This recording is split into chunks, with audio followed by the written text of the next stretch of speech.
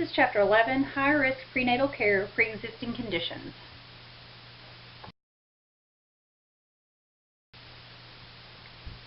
High-risk pregnancy. We're going to discuss risk, unique needs of the high-risk pregnancy, and challenges.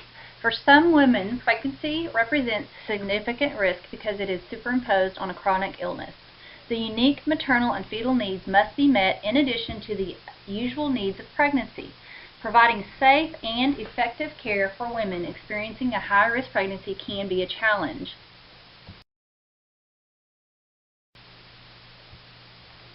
The primary goal of nursing care for a high-risk mother is to guide and support the woman and her family in achieving optimal outcomes for both the pregnant woman and the fetus.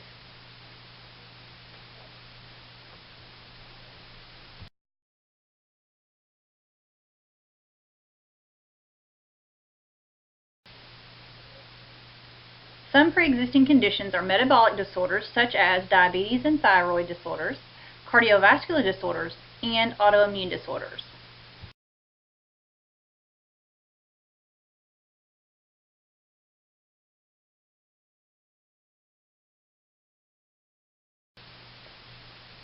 Learning objectives for this class are diabetes mellitus, insulin requirements pre-pregnancy, pregnancy, and postpartum, hyperthyroidism, hypothyroidism in pregnancy, cardiovascular disorders in pregnancy, and care of the pregnant woman with an autoimmune disorder. Diabetes mellitus is the most common endocrine disorder associated with pregnancy. Pregnancy complicated by diabetes is considered a high risk. Diabetes can be successfully managed with a multidisciplinary approach. The key to an optimal outcome is strict maternal glucose control. You may see more of this information in your textbook, page 267. When talking about the pathogenesis of diabetes mellitus, it's a group of metabolic disorders characterized by hyperglycemia resulting from defects in insulin secretion, insulin action, or both. The inadequate insulin action in the target tissues. You may see this in your textbook on page 268. Diabetes is classified as either type 1 or type 2. There are other causes, sometimes infections or drugs. Typically, if it's a drug-induced diabetes, it's due to steroids. Gestational diabetes is also a classification, and it's any degree of glucose tolerance with the onset of recognition during pregnancy. You can see more about this in your textbook, page 268. Let's talk about metabolic changes associated with pregnancy. Women who have pregestational diabetes mellitus may have either type 1 or type 2, which may be complicated by vascular disease, retinopathy, nephropathy, or other diabetic complications. Type 2 is typically more common than type 1, and almost all women with pregestational diabetes are insulin dependent during their pregnancy.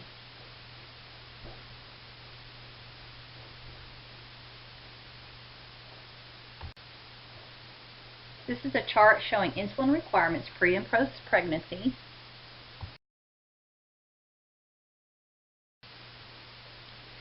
Insulin requirements during pregnancy change throughout the pregnancy. Your first trimester, your insulin needs are reduced.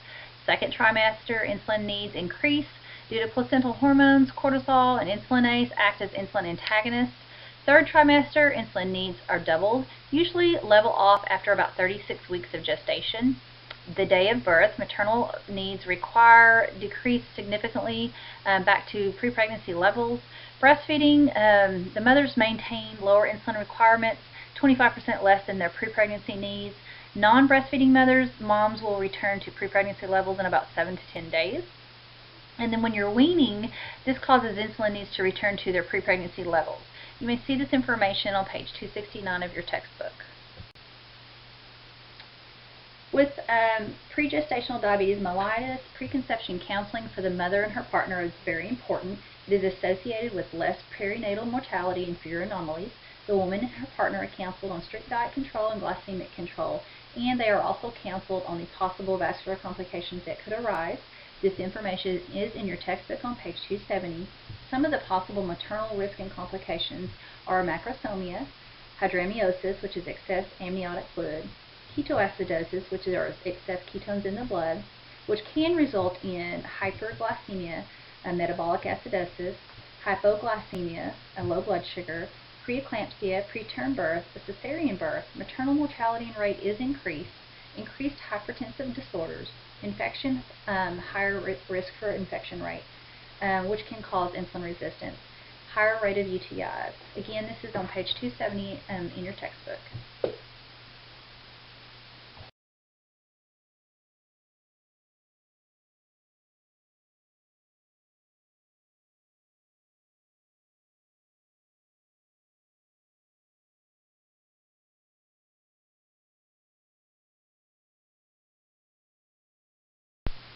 This is just a little chart about macrosomia and what causes macrosomia in the infant.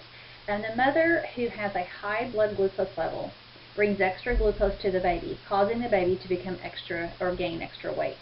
So you have 3 steps. The mother's blood glucose has extra glucose that sends it to the fetus. The fetus makes extra insulin to handle the extra glucose, and in turn the extra glucose gets stored as fat in the fetus, and the fetus becomes larger than normal. So then you have macrosomia. So let's talk about metabolic disorders continued, pregestational diabetes mellitus, and then some maternal risk and complications. Let's talk about DKA. It's a very serious complication of diabetes that occurs when the body produces high levels of blood acids called ketones. They can lead to coma and death if left unnoticed and untreated. This is when your blood glucose for pregnant women is greater than 250. DKA happens when your body is unable to produce enough insulin. Without insulin, your body breaks down fat, and then toxic acids called ketones are released throughout your bloodstream. And when the body can't compensate, then your body begins to shut down. So you need fast intervention if the body goes into DKA. And this intervention can be, we need an insulin drip, we may need fluids, we may need a ventilator, we may need ICU intervention and cardiac monitors. There's many things that go on to treat DKA. This is a chart that I've added to your slideshow. It gives an example of diabetic ketoacidosis. Usually the onset is about 4 to 10 hours. You see that polyuria is one of the things that happen, and polyuria is excessive or abnormally large production of passage of urine, greater than 2.5 to 3 liters over 24 hours in adults. That's a lot of urine. If you see your patient spilling out that much urine, something's wrong. Two small respirations, that's deep and labored breathing, hyperkalemia. Now we know what kalemia, hyperkalemia, that's potassium. So that's a high level of potassium greater than 5.2. So you need to know your lab levels. It's very important so that you know if it's too high or too low. And hyperkalemia is common. And that could be very serious because that could cause some tachyarrhythmias. So we need to watch for that. That could be tachycardic. So we need to watch for that. High blood sugars, as we talked about earlier, hydration, they could need fluids, insulin, and electrolyte replacement. Alright, let's talk about hypoglycemia. What are some signs and symptoms of hypoglycemia? Well, they might be hungry, sweaty, they might have a sudden headache, some confusion, dizziness, grumpy, irritable. These are all common symptoms and signs and symptoms of hypoglycemia. Sometimes early in pregnancy you will see this with hepatic production of glucose is diminished and peripheral use is increased. So we need to watch for these signs and symptoms in the pregnant mom. They occur frequently early in pregnancy and often during sleep, and so the mom can wake up with a really low blood sugar. You can read more about this in your textbook on page 270. Okay, let's talk about fetal and neonatal risk due to pregestational diabetes mellitus. Sudden and unexplained stillbirth, that is a risk, intrauterine death, and congenital malformations such as cardiovascular system, central nervous system, and skeletal system issues. These are talked about at length in page 271 of your textbook. Alright, fetal death, pre-existing diabetes, congenital malformations, and hyperglycemia. Approximately 2 to 5% of all fetal deaths occur in women whose pregnancies are complicated by pre-existing diabetes. 30 to 50% of all prenatal loss in diabetic pregnancy is caused by congenital malformations. Hyperglycemia is in the first trimester of pregnancy, when organs are formed, is the main cause of diabetes-associated birth defects. This is important information to know, found page 271 of your textbook. Birth injuries. Birth injuries are more common in infants of diabetic mothers. Macrosomic fetuses have the highest risk of complications. Remember, these babies are larger due to the mom's large production of insulin. Common birth injuries because they're so large: brachial plexus palsy, facial nerve injury, humerus or clavicle fractures, and cephalhematomas. You're going to see pictures of these in the next couple of slides. Page 272 in your textbook, you can read more about these injuries.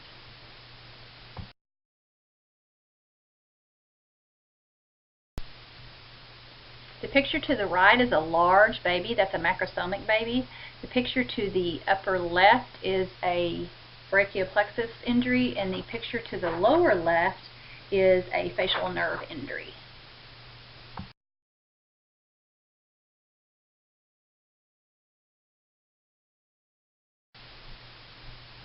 These are some pictures of shoulder dystocia and brachial plexus injuries as well.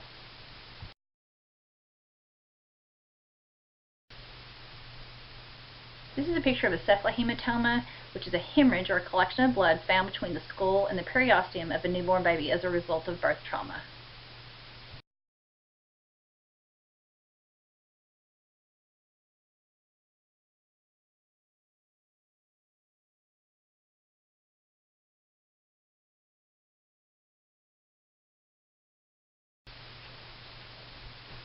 Again, a cephalhematoma is a collection of blood between the skull bone and the periosteum.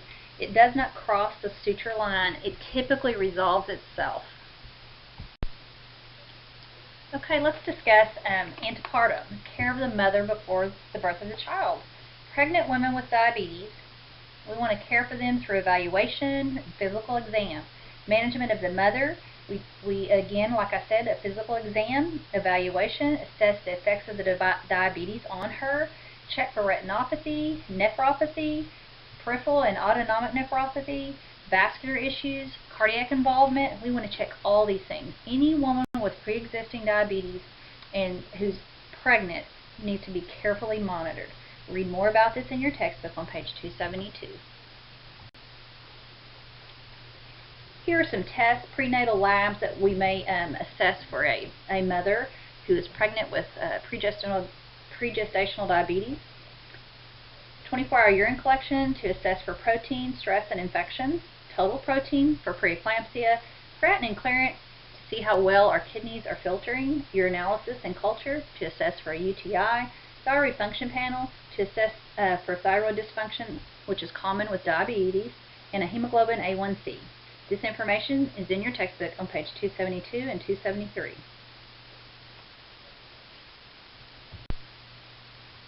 This chart just shows fasting glucose and a hemoglobin A1C. Be familiar with these tests. Blood glucose testing with a reflectance meter is considered the standard of care for monitoring during pregnancy. It provides the most important tool to the woman to assess her degree of glycemic control. Accurate monitoring of the blood glucose is essential. Keeping a record if the mother is a diabetic and glycemic control is of utmost importance. Please see more of this information in your textbook, page 276. Hyperthyroidism in pregnancy. It's rare, occurring in every one of 1,000 to 2,000 pregnancies. In 90 to 95% of pregnant women, it is caused by Graves' disease. This information is in your textbook, page 282. This chart shows some clinical manifestations of hyperthyroidism. Some signs and symptoms are heat intolerance, diaphoresis, fatigue, anxiety, sometimes emotional lability, tachycardia. Many of these signs and symptoms will occur in pregnancy, so it may be difficult to diagnose because they intermingle. This information is in your textbook on page 282. Signs to differentiate hyperthyroidism from pregnancy. The patient with hyperthyroidism may have weight loss, a goiter, pulse rate greater than 100 beats per minute, lab values of a T4 and T3 that are elevated, and a TSH level that is suppressed. Women with hyperthyroidism are at increased risk of severe preeclampsia and heart failure. Please read more of this information in your textbook on page 282. Women who are pregnant with untreated thyroid disorders are at great risk of miscarriage, preterm birth, giving birth to a stillborn infant, or giving birth to infants with goiters or hyper or hypothyroidism.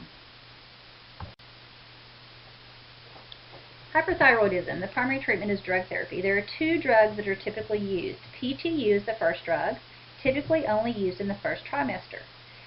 Side effects can cause hepatic toxicity and the need for a liver transplant. Careful use of this drug. Second drug is methimazole, also known as MM, can cause problems in the fetus, choanal atresia and esophageal atresia, as well as facial anomalies and developmental delays. It can be used in the remainder of the pregnancy. Please read more about these two drugs in your textbook on page 282. This is a picture depicting choanal atresia, which is a side effect of one of the treatment drugs for hyperthyroidism. This is a picture depicting esophageal atresia, which can be a side effect of one of the medications to treat hyperthyroidism. Let's discuss thyroid storm or a thyroid crisis. The definition is an exacerbation of hyperthyroidism. It is a very acute, life-threatening hypermetabolic state. It's very serious. Its mortality rate is about 20 to 30%. It occurs in response to stress, vaginal birth, infection, preeclampsia, or surgery. Signs and symptoms are restlessness, tachycardia, vomiting, hypotension, and stupor. Prompt treatment with O2, IV fluids, high doses of PTU, iodine, and dexamethasone, beta blockers, and antipyretics. You can see more about thyroid storm and thyroid crisis with its treatments on page 282 of your textbook. Both PTU and MM work well, but have some common side effects. Skin rash, pruritus, drug-related fever, bronchospasms, lupus-like syndrome, and cholestatic jaundice. Read more about this drug or these drugs on page 282 of your textbook. Thyroid medication and breastfeeding. We want to provide specific education to the mother who might be taking PTU and MM. They do not appear to adversely affect the neonate's thyroid function. However, we need to educate the mother if she's breastfeeding to take her antithyroid medication just after breastfeeding to allow a 3 to 4 hour period before breastfeeding again. Radioactive iodine must never be used to diagnose or treat hyperthyroidism in pregnancy.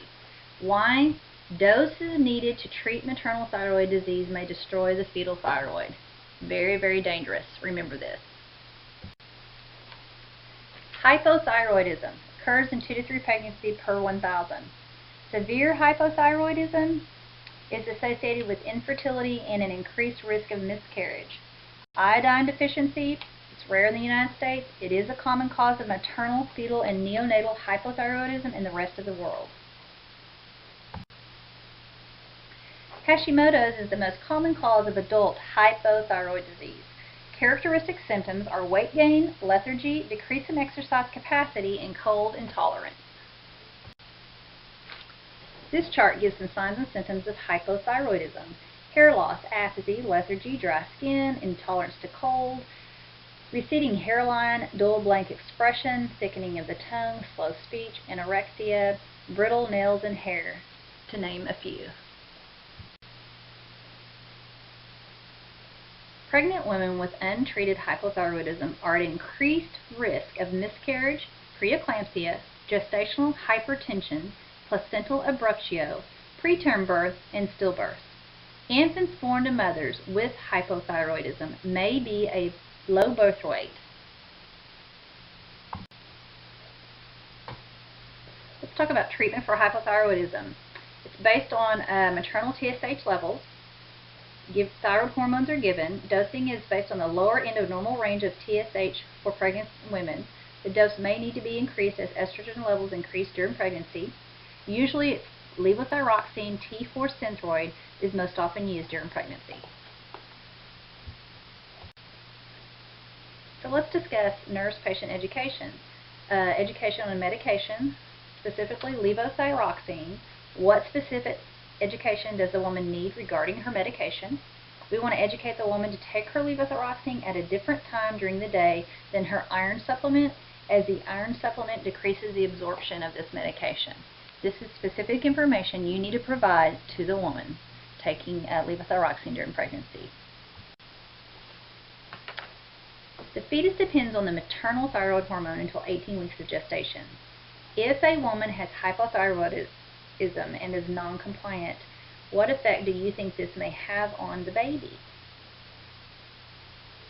Hypothyroidism during the first trimester has been associated with long-term neuropsychological damage in children. Education for the pregnant woman on thyroid dysfunction is essential to promote compliance.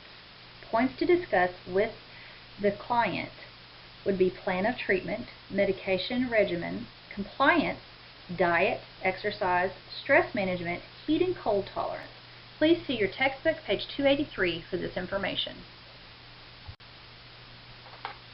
Cardiovascular disorders and pregnancy. Remember, during pregnancy, the normal cardiovascular system undergoes many changes.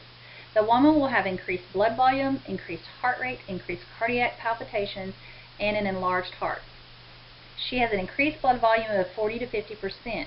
With this, increased heart rate, increased cardiac output, and palpitations are typically normal. This chart just depicts some of the normal changes a pregnant woman will undergo during her pregnancy. The normal heart can compensate for the changes of pregnancy. If cardiovascular changes are not well tolerated, cardiac failure can develop during pregnancy or labor or postpartum. If the woman develops myocardial disease, a fever and infection, or has a pre-existing congenital heart defect that puts her at risk, cardiac decompensation can result. Fever and infection are the major cause of cardiac decompensation during pregnancy. In your chapter, page 284 in your textbook, please read more about the normal heart and the effects of any changes during pregnancy. Cardiac disorders are one of the most important non-obstetric causes of maternal mortality. Currently, cardiomyopathy and congenital heart disease are the major causes of cardiac disease in pregnant women.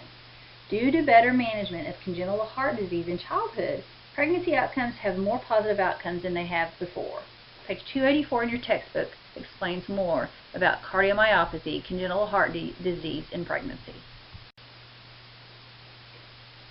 The degree of cardiovascular disability experienced by the woman is often more important in the treatment than actual diagnosis of the type of cardiovascular disease.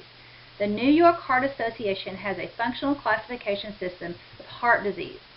The woman may change during her pregnancy from a class 1 to a class 4 as her cardiac output increases throughout her pregnancy due to increased stress placed on the heart.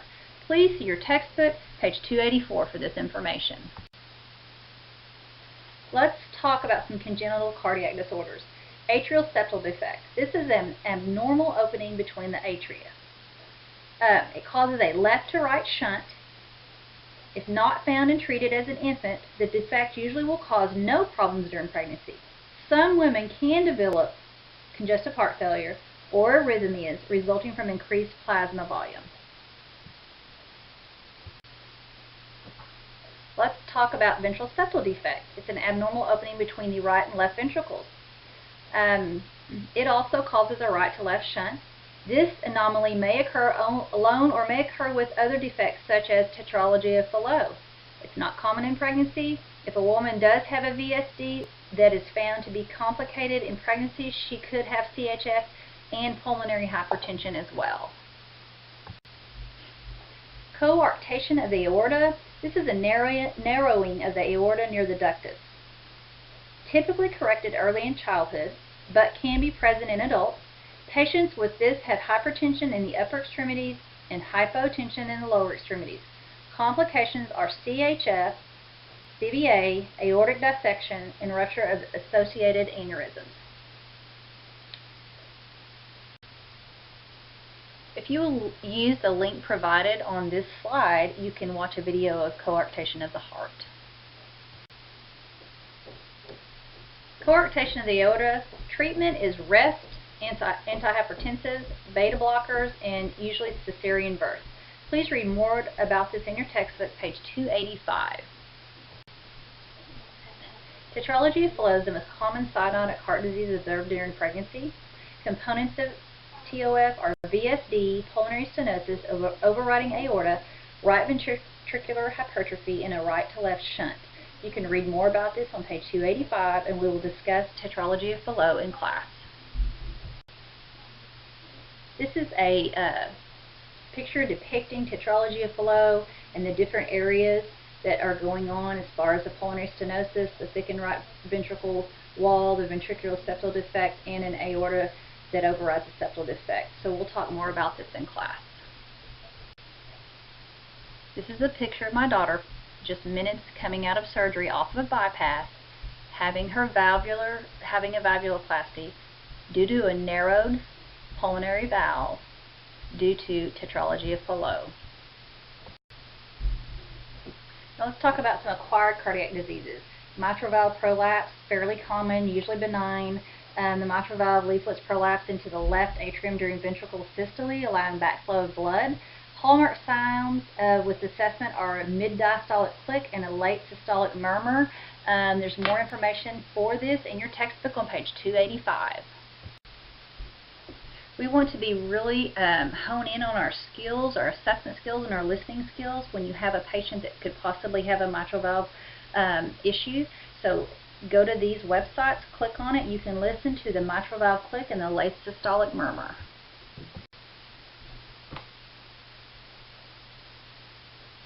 Mitral valve prolapse with pregnancy is usually well tolerated. It's atypical chest pain. The woman may also have anxiety, palpitations, dyspnea on exertion, and syncope. Treatment is usually just symptomatic.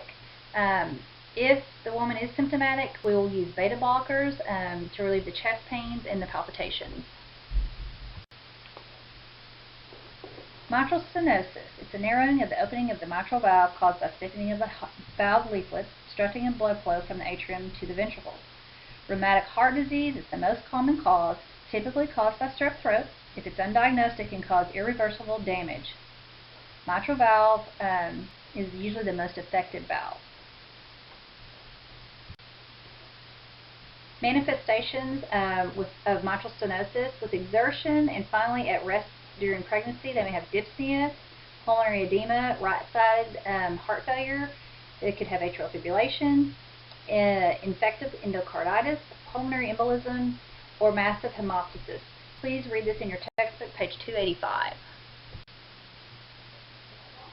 Mitral stenosis. Approximately 25% of women with mitral valve stenosis will become symptomatic their first time during pregnancy, and this is due to the stress and strain on the body. Women with a history of RHD, rheumatic heart disease, who are at risk for exposure to streptococcal infection should receive prophylactic penicillin G daily or monthly injections of penicillin B. We don't want an infection in the heart. Women may require diuretics, Lasix, to prevent pulmonary edema. The woman with mitral stenosis could need calcium channel blockers for tachycardia, cardioversion for new onset atrial fib, DIG or beta blockers for heart rate control or chronic atrial fib, and anticoagulation to prevent embolism if atrial fibrillation is present. For mitral stenosis, care is aimed at reducing activity. We want this person to rest, we want them to reduce their sodium, and we want to aim at pharmacological management as mentioned. We want stool softeners. We don't want them bearing down. Pain control during labor to decrease chance of tachycardia. Lateral decubitus positions during labor. Important to know this. For women classified on the New York Heart Association scale as a 3 or 4, they may need surgical intervention. Balloon valvotomy or valvuloplasty is discussed on page 286 of your textbook. This is the lateral decubitus position. Its importance is for the maternal positioning and cardiac output. Remember, the lateral decubitus position relieves pressure on the vena cava and keeps the central venous pressure and cardiac output at normal levels.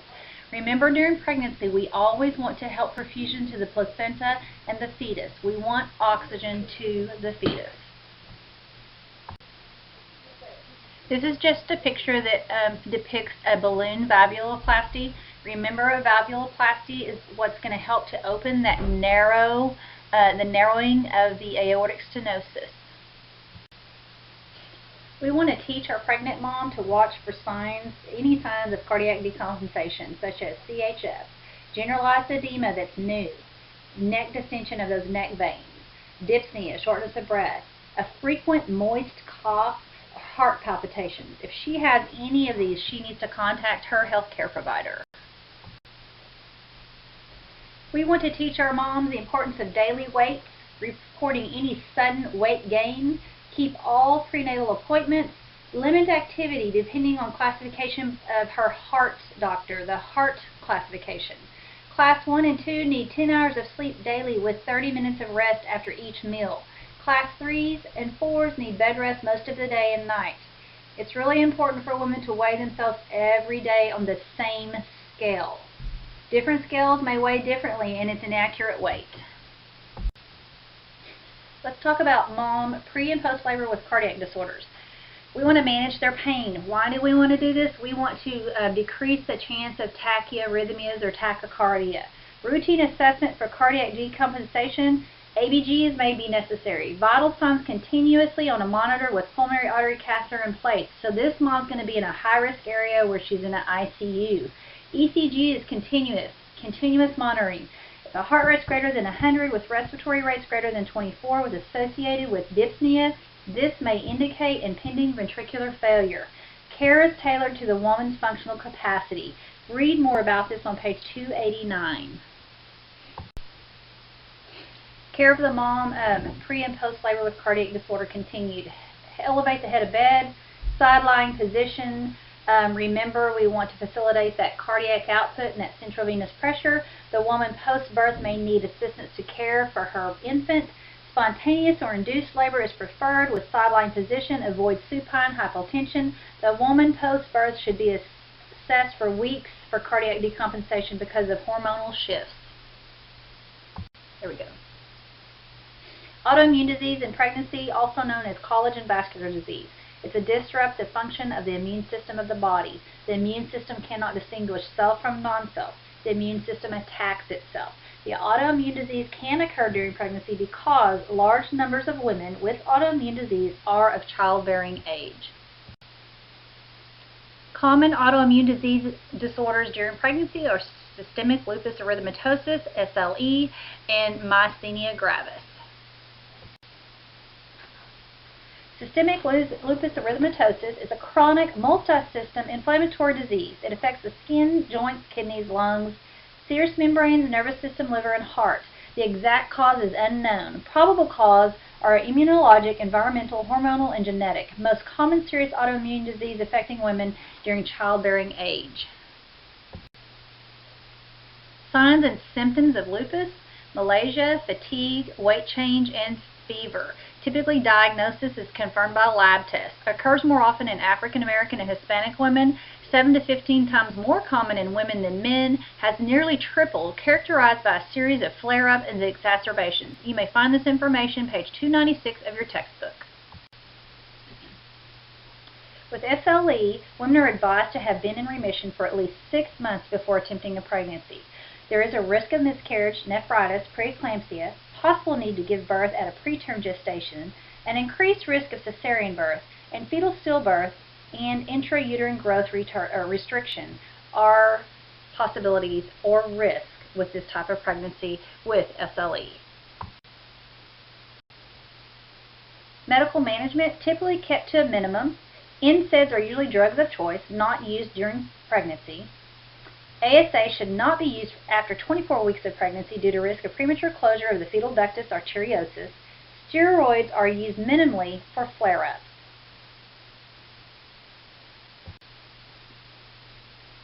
Best treatment option: hydrochloroquine. It's an anti-malaria drug, significantly reduces SLE disease activity and causes no adverse effects on the fetus. Monitoring fetal movements, fetal growth, ultrasound, hypertension, and amniotic fluid volume are suggested. Please read this information, page 296 of your textbook. Myasthenia gravis is an autoimmune motor muscle disorder that involves acetylcholine use. Affects motor function at the myoneural junction, muscle weakness, especially of the eyes, face, tongue, neck, limbs, and respiratory muscle results. Women are affected twice as much as men. Remember, it affects respiratory muscles, so safety and airway are a huge concern. Please read more about this information in your textbook, page 297. A thymectomy may result in remission of the disease of myasthenia gravis, but must be performed before or after pregnancy. Let's discuss PKU. It's phenylketonuria. It's an inborn error of metabolism. It can cause cognitive impairment, autosomal recessive trait, deficiency in the enzyme phenylalanine hydrolase. Absence of this enzyme impairs the body's ability to metabolize phenylalanine in protein foods. Toxins build up and interfering with brain development and function. There's more about this disease or this impairment on page 283 of your textbook. Exclude protein foods such as meat, milk, eggs, nuts, wheat products in your diet. Thank you. This concludes Chapter 11.